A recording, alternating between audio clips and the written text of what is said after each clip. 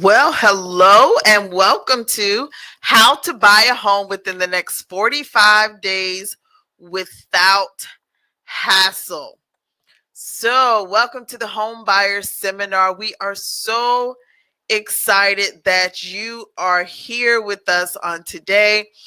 And if this is your first time ever coming to one of KB Global Solutions home buying seminars, welcome. We welcome you to the family. We love to call our family members villagers. So we welcome you into the village. We're going to go ahead and get started with the session for this evening. And as you can see on your screen, it is the Home Buyer Seminar. It is presented or brought to you by KB Global Solutions, LLC, Real Estate Services. I am your host, Kimberly Evans. I am the broker in charge. I'm also a realtor, and I specialize in investor relations, and I'm the investor relations director for KB Global Solutions. I help investors maximize their return on investments. And today's presentation, though, is going to be on a home buyer seminar.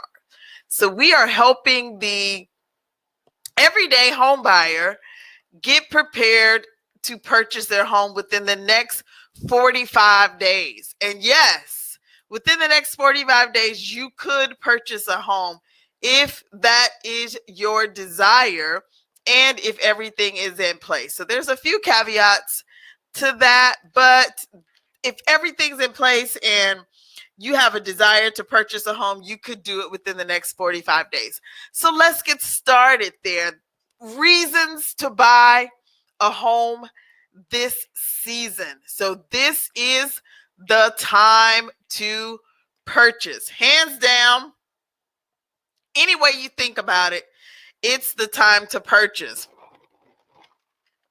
Prices are only going to continue to rise. Mortgage interest rates are projected to increase. And this is the big one. You're probably already paying a mortgage. Either it's your own mortgage or your landlord's mortgage. Now think about it. Your landlord is not going to rent their home for less than they owe. 9 times out of 10, they're not going to do it. There's probably those special circumstances out there where someone is giving someone, help and helping pay their mortgage or pay their rent for them. But I don't know many landlords that do that. I know I don't do that on any of my properties. I don't rent them for less than my mortgage payment is. So either you're paying your own or you're paying your landlord's. Hello, did you hear that? You're either paying your own mortgage or you're paying your landlord's mortgage. Either way, that mortgage is getting paid and you're paying it. So you're already doing the work. Only difference is it's not your property. And 2, when something breaks, you can call somebody else to come and fix it. That's the only 2 differences. So what are the other benefits of home ownership? Well, you get to build equity in your property. And all equity is like putting a nest egg of money. So each month, if your mortgage is $1,200, $900 of it may be going to the principal, interest, and all that. And that other $300 may be going to equity. And we're just using those as round figures. But each month, you're building money on the back end into your back bank account, kind of like. Your monthly payments remain stable. So every single month, you know exactly how much your mortgage is going to be as long as you get that type of mortgage. There also probably are some tax benefits. You want to check with your attorneys when you do your closings and check with your accountants to find out what tax benefits you are eligible for, because they vary from person to person. So there probably are some benefits though. And then the big one, which is my favorite, is the freedom to design your living space. I'm one of those people that my brain works by my surroundings. If I'm in a good, calm surround area, I'm able to be way more productive. I'm able to enjoy the atmosphere that I'm in. The people around me are even more happier because I'm happy. And you know, if mama's not happy, what? You know the saying. So another big one is, why would you want to use an agent? Now, I know there's all these big talks out here about realtors and real estate agents and brokers in charge and who to use and who not to use. Take it from me, a realtor, a broker in charge, but you want to use an agent. You definitely want an agent on your team. That is huge when it comes to doing real estate or purchasing real estate. It is so huge, okay? They know the local area. They have relationships with other agents who may have properties on the market or properties that are not on the market that you might want to buy. And then they're experienced negotiators. We go through a lot of training. We go through a lot of trials, testing this in the market, our negotiating skills. That's honestly one thing that I brag on, is my negotiating abilities.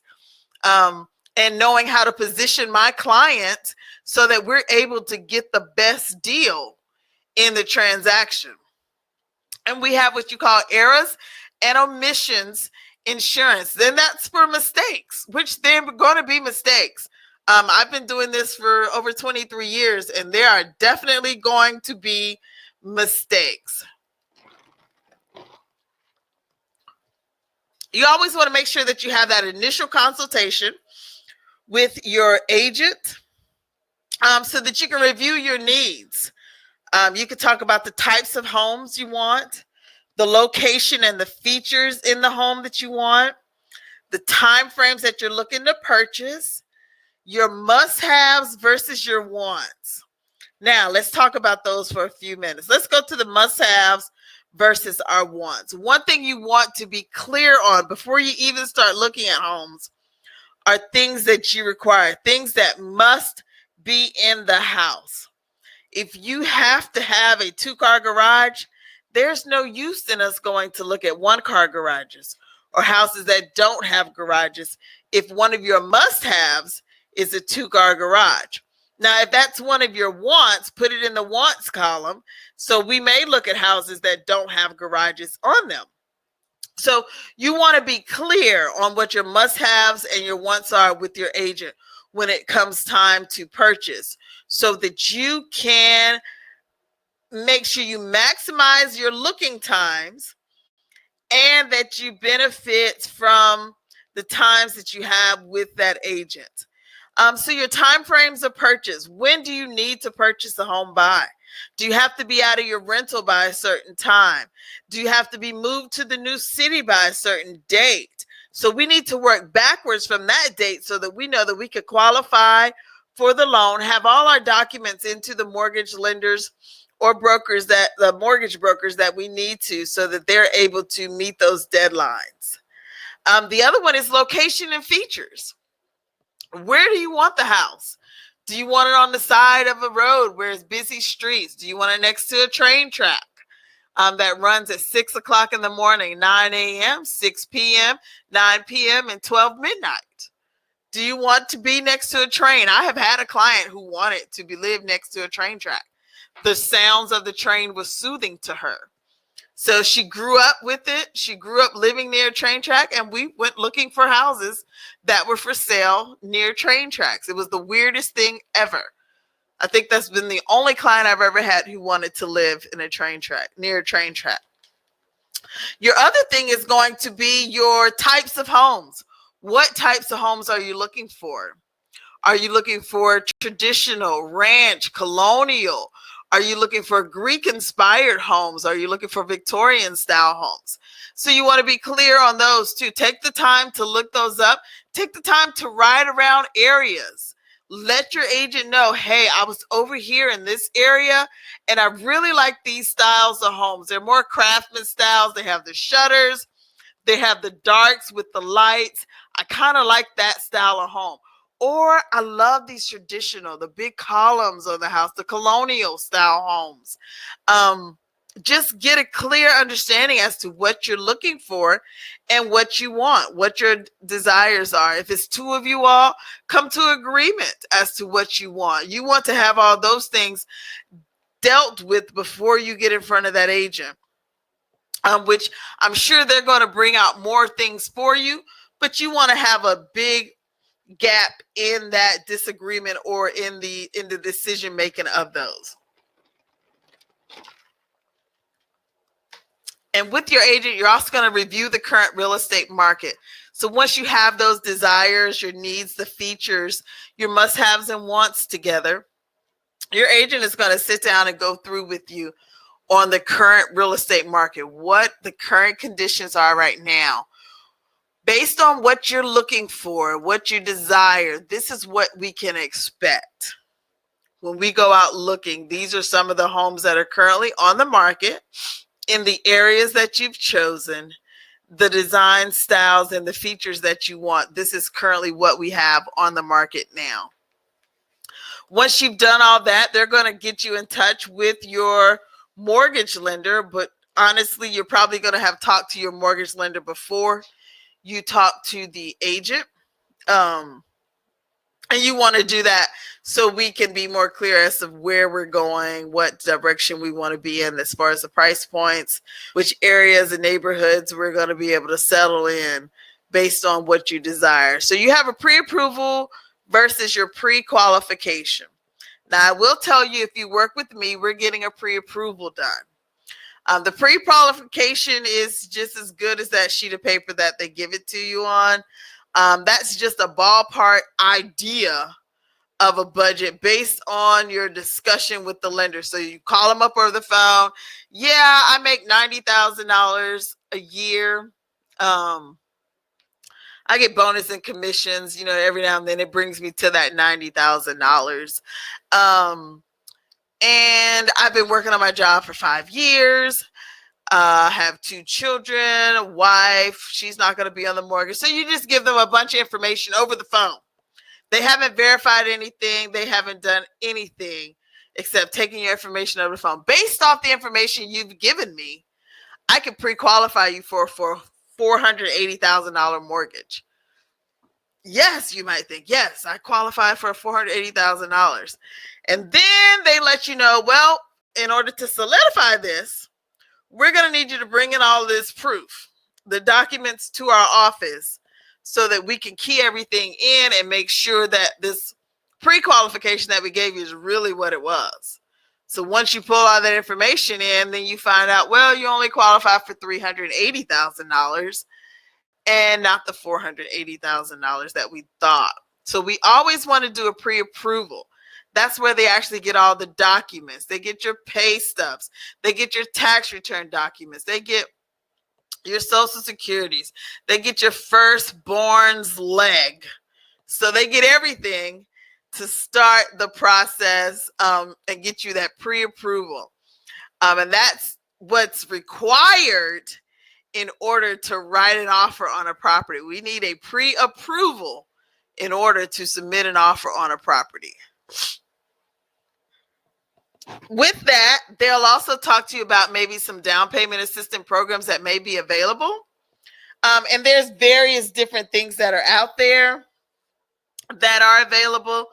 So we just want to be mindful of the different programs that are out there. There are low down payment options, and there are other programs that are available to you, especially if you're a first-time home buyer. There's plenty of different options. I just wanted to make sure that this slide was in there so that you would know that the down payment assistance programs exist and that you can look them up. You can ask your lender, what programs do I qualify for? What down payment assistance programs do I qualify for? What down payment assistance forms does my city or county or state offer? So you want to do some research on your end as well but usually your lenders are going to be able to let you know about pretty much all the programs that are available out there. Once we have all the information, we have our home search. So in our home search process, that's where we're going to review currently available homes that are on the market at that time based off the information that we've decided were our wants and our needs. So our criteria determine, we're going to pick out, our 3 bedrooms, 2 baths. We want 2.5 baths. So we have a half bath downstairs for the guests to use. Our 2 main bathrooms are for our personal family to use. So we don't want to have to share that bathroom. So we have a half bath downstairs for family and friends that we can use. So you can always go to that wants and needs list, and we can make adjustments.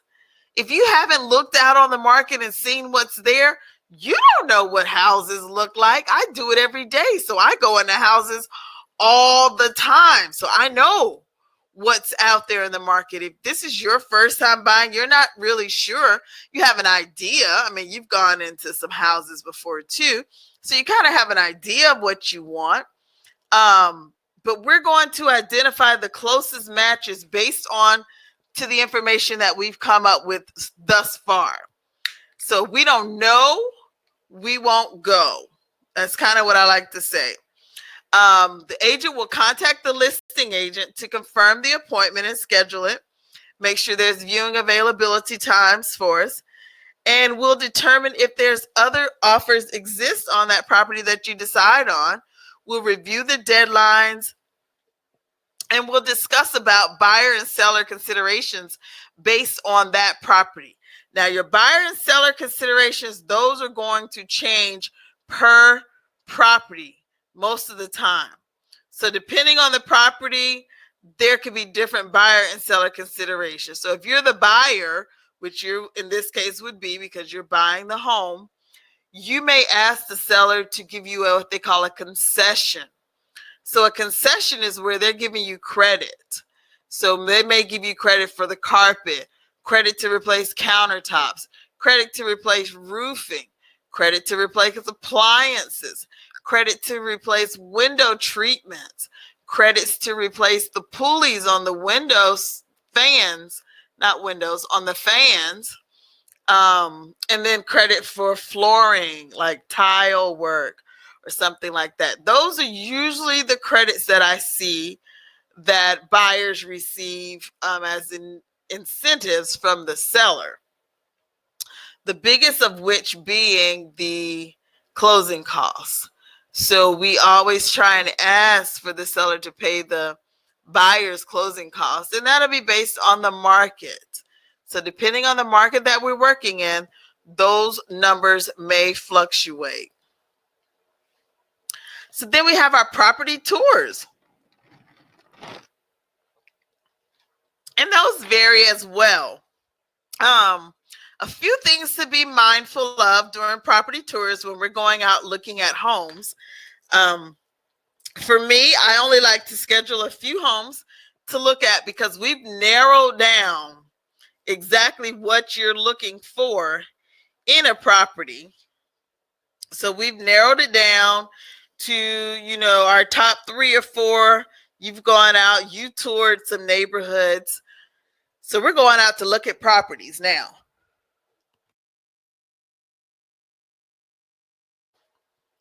We want to make sure that all decision makers are available. So if it's a husband and wife, we're going to make sure that both of you all are available to go out and look at properties on this particular day. Because what we don't want to happen is for us, me and maybe the husband, to go out, find a property that he falls in love with. Oh my God, I know my wife is going to love this. She's not able to go out until next week, Tuesday. And between now and next week, Tuesday, that house goes under contract because they were not both available to go. So we want to schedule it on days that everybody is available that needs to be a decision maker in the property. If you're doing it with older kids coming with you, you want to make sure that everybody is available to go with you. One thing you want to consider is arranging for child care. Child care is huge, huge, huge, huge. Plenty of times I have bounced downstairs with 1 and 2 year old kids in my laps, just bouncing down the steps while mom and dad take a look around the house. They fell in love with the house, but Johnny wants to fall in love with these people's crystal set on top of the mantle, or their fireplace woodwork, or the little stakes for the fireplace. What else? Oh, the vase. Kids love to grab vase that are on the floor. And you know, some of those vases are very expensive. So you want to arrange for childcare if you can. So that gives your realtor the opportunity to actually help you go through the property. Remember, they do this every day. So dealing with properties is a daily thing for them, looking for the areas where, you know, maybe problem areas that the average buyer won't see. You're just going to see these beautiful white countertops, the beautiful white cabinets, and you see this granite countertop. It has a it's not a waterfall. It's not a waterfall granite top, but it's beautiful. It has a sink in the island. Oh my God, that is gorgeous. I love that. But what you don't see is that that sink is not all the way in that countertop. It's just a little bit in there. You know, small things like that. But if the agent is babysitting Johnny so that you all can look, those are things that we overlook, which can easily be addressed with our home inspection. But if little Johnny had a babysitter for that night, it would have been a lot easier for you to pay attention and see what was going on. So if you can, get child care services for your children. And take detailed notes on each property. Each property should have a separate sheet that you are notating about that property.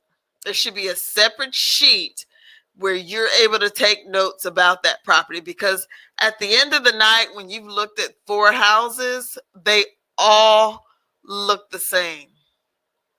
You're like, no, I don't remember that house having a cabinet. It had a cabinet in it? I don't remember it having a waterfall countertop. I don't remember what the tile floors look like. But if you make notes as you go, then it'll be easier for you to remember and to jog your memory. Taking pictures as well is the same.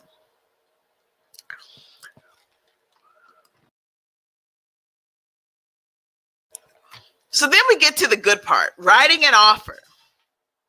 So in writing our offer, these are parts of an offer. You have your price, your terms, your special conditions, the comparable sales.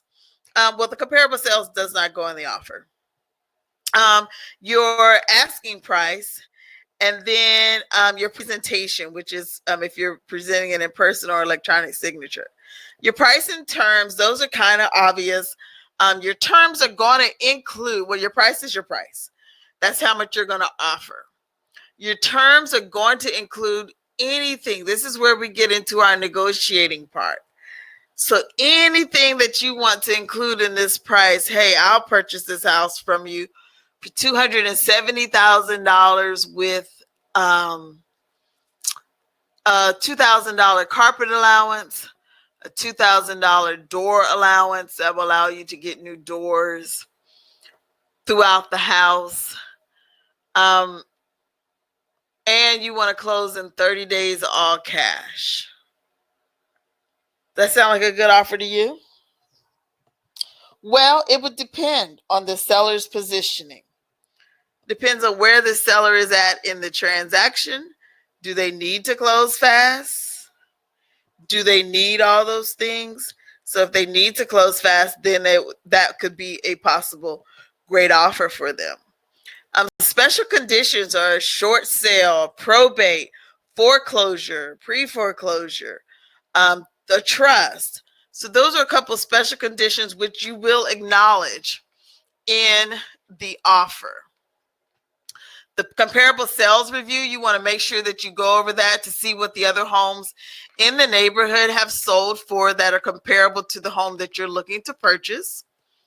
And that will kind of give you a heads up if you need to write your offer a little bit higher or a little bit lower. You want to make sure your agent has already talked to the other agent to see if there's any presentations or any offers on the table at that time. That would give you some leverage as well for your negotiations. And then we're to negotiations. And your negotiations are usually going to start once you get a counter offer. So once you present your offer and they come back with the counter offer, that's when your negotiations probably are going to start. So that's where you can go and see, they came back. Let's see, the house was on the market for $200,000. And they decided to come back. You made an initial offer of $170,000, and so they decided to come back at $195,000. So you can see they came down $5,000 off of their $200,000 price. And maybe you'll go back at $175,000, and you'll say 30 days closing, all cash. With a 15-day contingency for inspection.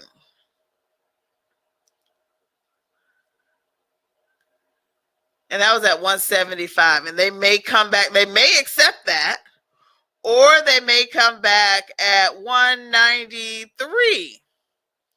30 days all cash with a 15-day contingency inspection. So then, depending on where you want to go, you know, you might do $175,000, keep it at $175,000, do 30 days all cash with a 10-day contingency inspection. So that's part of negotiation. And there's more that would go in there. But in negotiation, you may go back and forth with the seller a few times before you all agree on a price. If you agree, if somebody holds still and the other one doesn't want to budge and you don't want to budge, then we have what we call a stale contract and nobody's moving anywhere.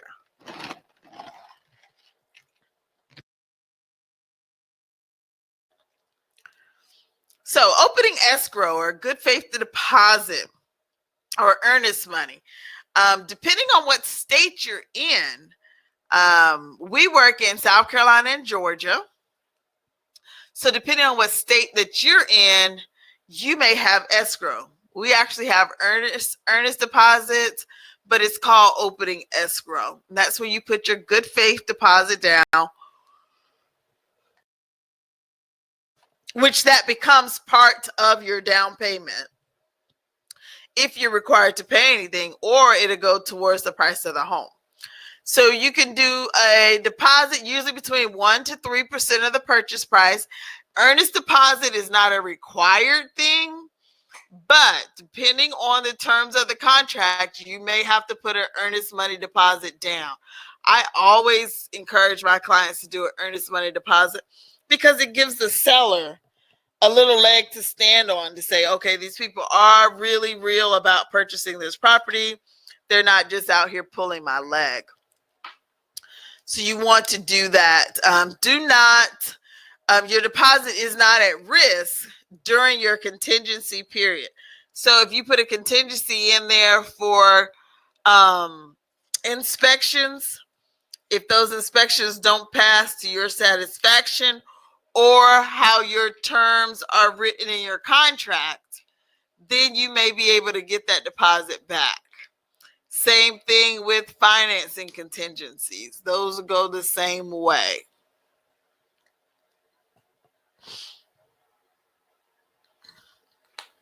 So you have your contingency periods and disclosures. So these are just some time frames. These are not standard. I will be honest with you. I made them a little off just for this reason, because I don't want everyone to think that that's standard. So your inspection contingencies, those can usually be 7 to 10 days. It depends on the market. If it's a busy, hot market with buyers, it may be a little longer because you're going to have to get an inspector to come out and inspect that property. Same with appraisal contingencies. Those are usually about 7 to 10 days, some 3 to 5 days. I've gotten them done recently. So it can vary, it can vary depending on the market at the time. Your loan contingencies, I try to make those at least 30 days based off of the lender's suggestion. So I asked my lender, how long should I make the contingency for this property for this particular client? Some clients, you get there solid. You're like, I'm not going to have any problems with this. You can do a 15-day loan contingency. We'll be ready to close in 10.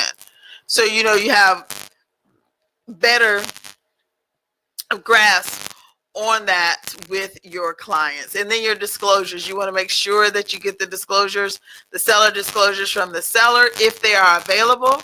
Sometimes the sellers do not do seller disclosures, so you just need to check and see if they're available so that you can check on that property before inspections.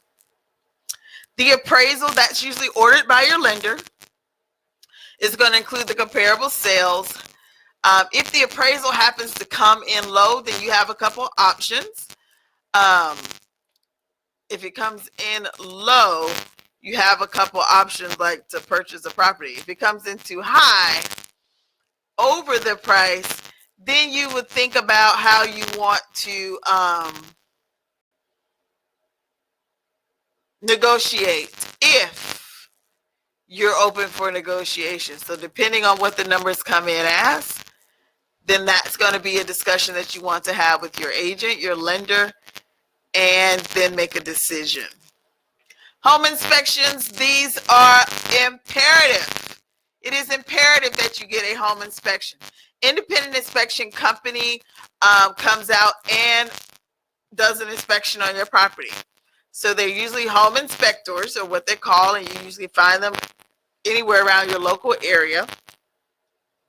They're going to give you a written report regarding all the systems of the home, your water system, your heating system, your electric system in the home, and how it's operating at that time, the condition thereof. You'll determine if there are significant concerns. And if there are, that may be an opportunity to negotiate back with the seller and let them know, hey, your home needs this. I'm still willing to purchase it if you're willing to do this. So it gives you an opportunity to negotiate with the seller if need be. Again, closing escrow, again, that's what we call closing. That is usually done within 30 to 45 days of you putting the home under contract. So that is huge. It is a closing day is what we call it here in South Carolina and Georgia. It's closing day. Sometimes it can be longer than 30 to 45 days depending on those special terms and conditions that we give you. Sometimes if it's a short sale or a foreclosure, it may take longer than 45 days to close on that property. But typically you can close within 30 to 45 days. Escrow closes when title is transferred. Title is transferred when the documents are recorded at the office, the county office, excuse me. In South Carolina and Georgia, we allow you to be closed at that time, and you can receive your keys then as well. So you can be closed in and receive your keys, which is the time of closing on the property. Okay, so some myths about getting a loan.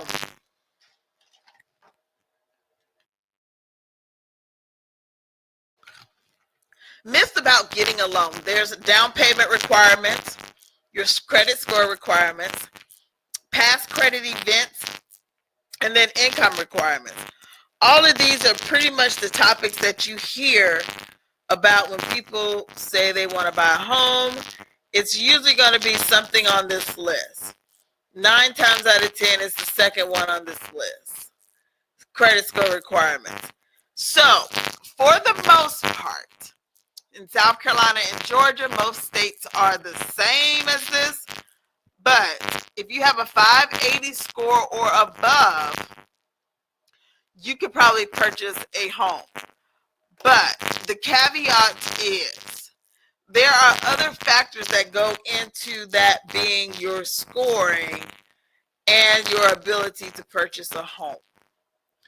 So just because you have a 580 score doesn't mean you're going to automatically purchase a home, because you still have to contend with down payment assistance, any other events that may have happened on your credit, and you still have to meet the income requirements that are needed. So those vary based on different things in the loan process. So income requirements, past credit events, were there any bankruptcies, foreclosures, other things like that. Those are going to weigh in on your purchasing of your property and getting the loan. Pre-approval versus your pre-qualification. We talked about this a little earlier. The pre-approval is fully underwritten loan. So that's gone through you giving all your paperwork to your lender. They have everything already.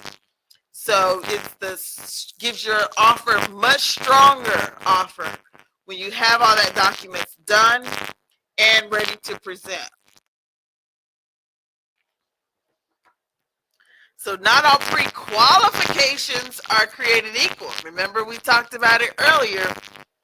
Sometimes those things are just as good as the paper that they're written on, and that's it. Your credit requirements, your FICO scores. Remember, we said 580 or higher. Sometimes past credit events, if you had foreclosure, bankruptcies, collections, medical bills, anything that affects your DTI, which is your debt to income ratio, those can all have something to do with it. And then your trade lines. You want to make sure that you have a variety of trade lines already existing on your credit report when you go to get your pre-approval. If you're not sure where you belong, that we do offer a service that will help you with that for your credit requirements there. So you can always give our office a call and we'd be more than happy to help you there. So your down payment size. How much do I need for a down payment? Do I need a down payment? Do I have to give money for down payment? Now remember, there's those down payment assistance programs that exist as well. So the common consensus is 45% of consumers don't realize that they do not need 20% or more as a down payment for their mortgage. So sometimes they think they need all that and they don't. So you want to make sure you look at all of the requirements and what's needed on your particular loan. Your loan is individualized to you, and you might not need what I need, or vice versa. So if you think about that and wonder how long does it take to save 10% down, 10% down. So in South Carolina, it's 7.62 years. Y-E-A-R-S. That is years. And in totality, in the United States, it's an average of 8 years to save enough money for your median income price of the homes in these neighborhoods, in this area. So for the state of South Carolina, our median income price is $180,000 for our state. So it takes 7.62 years to save $18,000. That's on an average. California, look at that, 21.91 years to save for that. South Dakota, it's 3.46 years. I just find this chart so astounding. New York, 1545. You know, these big states have those big dollar price homes too. So Florida, 2264. Florida's not so much on the big price home, but Miami takes it over for sure. Miami is just, it's expensive there. that gives you just, you know, an idea. So there's other ways. You got to make other ways around it to get financing to purchase that home that you want. So the reality, according to NAR statistics, and NAR is the National Association of Realtors. So your typical down payment for first-time buyers, your typical down payment is 6%. 6%. For repeat buyers, 14%, because 9 times out of 10, they're maintaining another property or they're trading in a property, selling one back in. For all buyers, 10%. But for the most part, you want to look around the 6% range. If you do a FHA loan, those require 3.5% down payment on there. So depending, conventional loans can be 10 to 20%. So on your average, you're looking at 6% for first-time home buyers.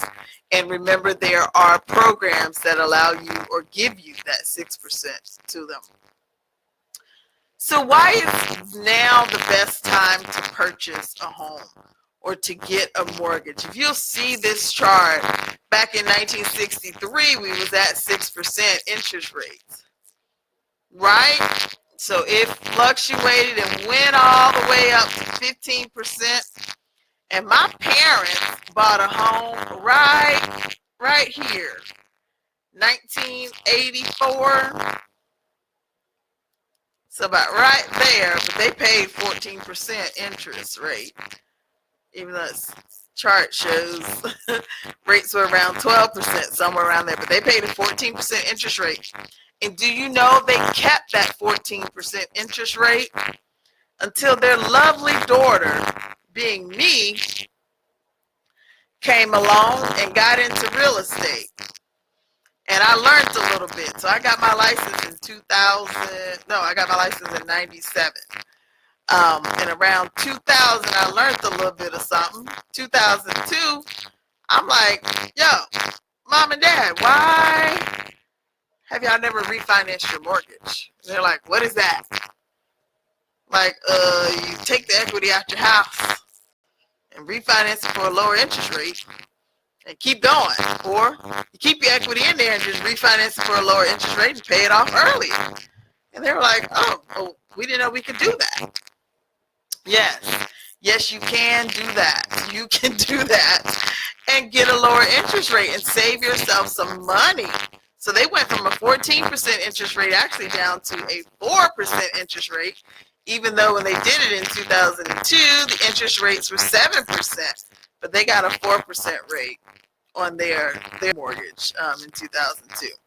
But you'll see the times are 6%, 963, and they're going down. So what do you think they're going to do? This is 2015. It was going down. It's going down. Then what is it going to do? Yep, it's going to start going back up. So this is the time to buy. History does nothing but what? Repeat itself. So it went up. It's going down. It's going to go back up again. And you just want to be on the downside of it. So that's why now is the best time to get a mortgage. Monthly payments and mortgage rates. And this is just an example. Assuming a $500,000 price with a 10% down on your home, which is $50,000 down, what your payment would be. And let's go on the high end of it. At 5.5%, your payment's going to be $3,138. Excellent. At 4%, your payment's going to be $2,732. And that's a big difference in payment versus interest rate. So that's only 1.5%. 1.5% difference, but a big difference on the payment, right? Almost, well, over $400. So that's huge. That's huge. So be mindful of that when you're looking at your rates and qualifying for your loans.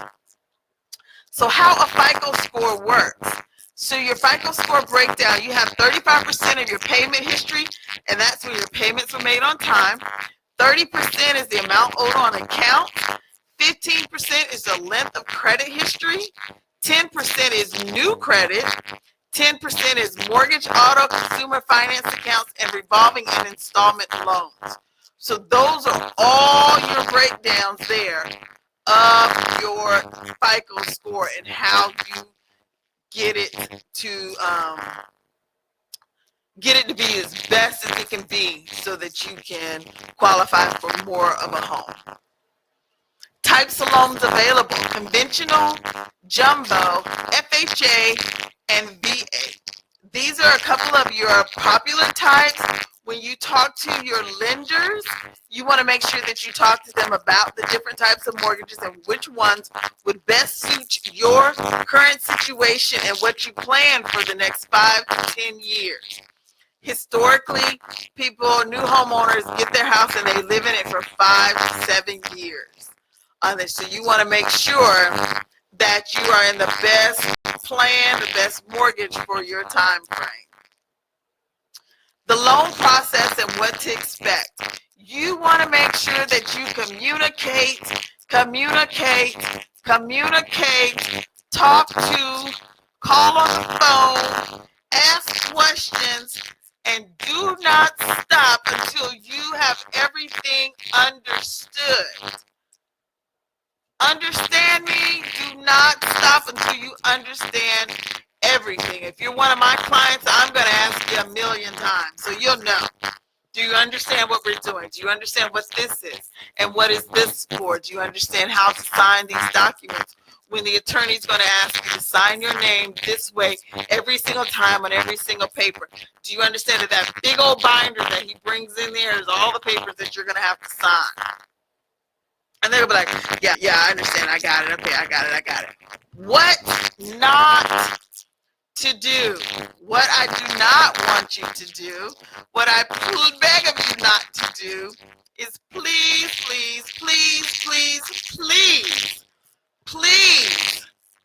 do not purchase anything while we're going through the loan process. Don't let anyone use your credit for anything. Do not buy a thing. Don't buy a car, a water heater on credit. Don't go and get no clothes, card at JCPenney, Phelps, Macy's. Don't go to the kitchen store and charge up all your new kitchen appliances for your kitchen. Don't go to the furniture store and charge up all your new furniture clothes. Don't go to the car dealership and buy a brand new car. Did I say do not purchase a thing? Nothing. I don't want you to buy a thing. I don't want you to think about buying a thing. You can write it down in a tablet. I saw this thing on sale here.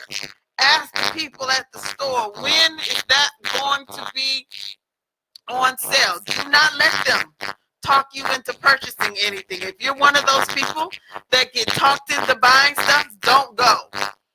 Because you'll be like one of my clients, maybe my 10th year, 8th or 9th, 10th, as an agent. She got the same speech, and she went and bought a car not thinking about it.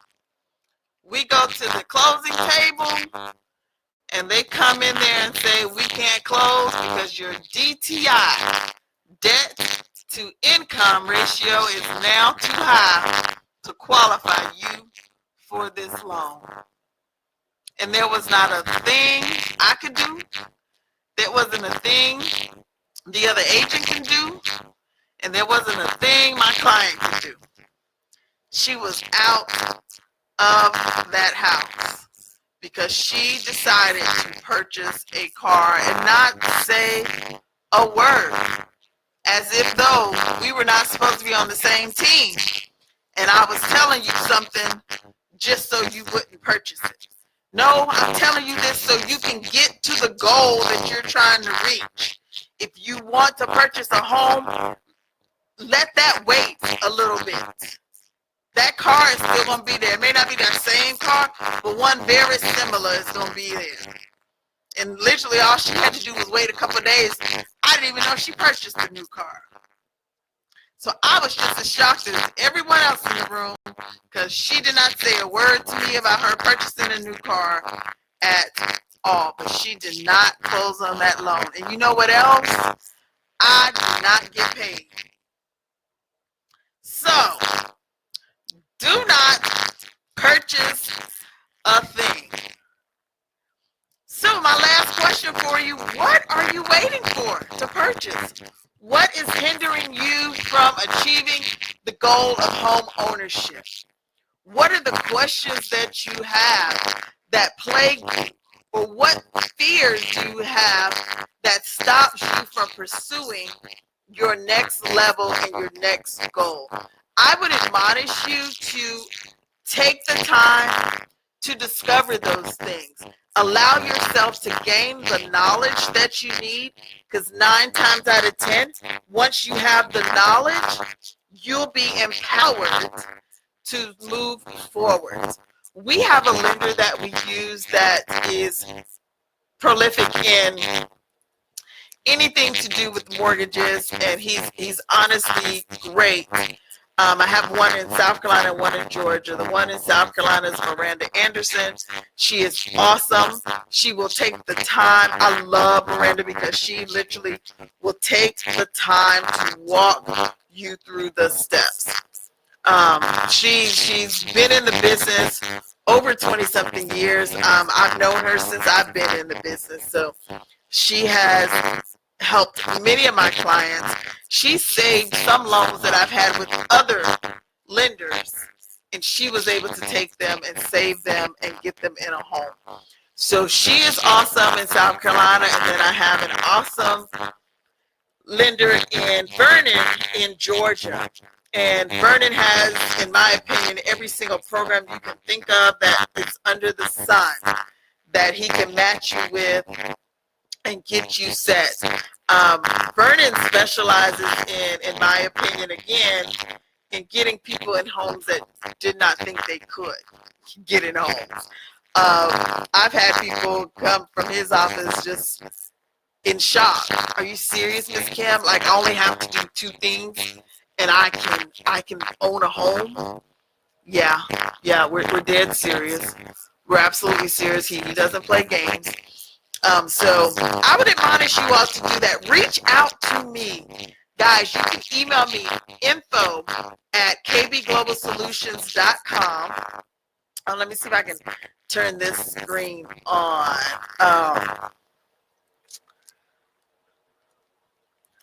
I want to, well, I wanted to. Yes, I can. But anyway, it's info@kbglobalsolutions.com.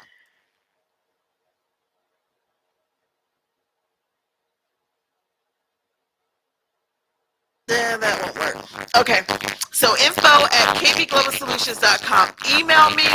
Ask questions that you need to ask. Our office number is 678-509-2232.